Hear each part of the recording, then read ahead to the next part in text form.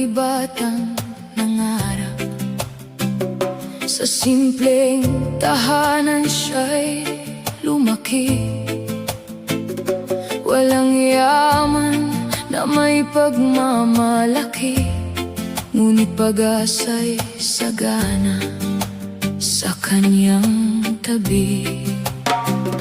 Sa bawat umagang kanyang pagbangon, kasama ang mga magulang na nagsakripisyo, tahimik nilang pasan ng kahirapan upang makita lamang siyang magtagumpay.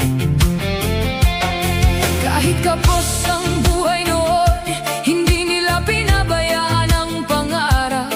Pagmamahal ang kanilang puhunan na naging lakas ng isang kabataan. Rene, bituin ng Mindanao, mula sa hirap hanggang tagumpay, pangarap mo'y aming gabay. Mula Calacogon hanggang kalangitan, naririnig pa rin ang iyong pangalan. Hindi ka nawala, hindi ka naglaho, ikaw ay buhay sa puso ng Mindanao.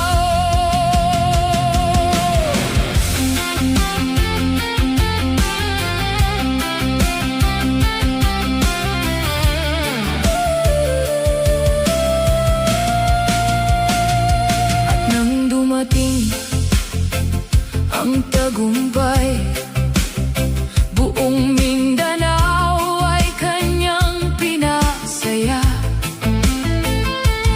MVP ng palarong pambansa, bayani ng kabataang nangangarap pa. Nang dumating ang araw ng paglisan, maraming pusong nasasaktan.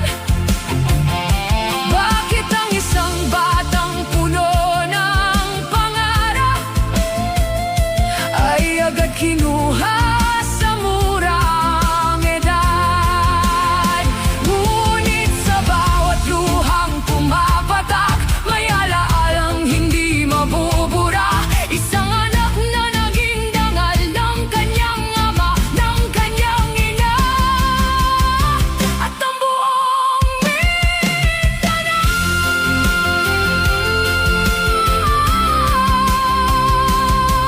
Ready, hanap ng Mindanao, pangarap ng iyong ama, hatid na.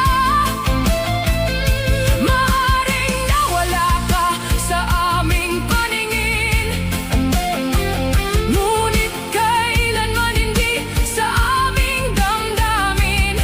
Mananatili kang buhay sa bawat tagumpay, sa bawat laban, sa bawat pangarap. Bituin ng Mindanao, bituin ng Mindanao.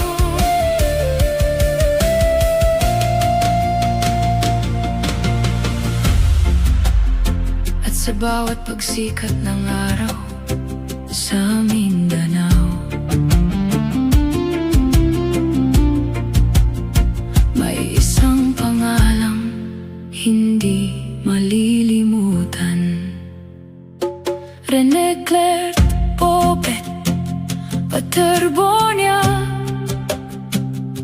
ang inspirasyon ng kabataan,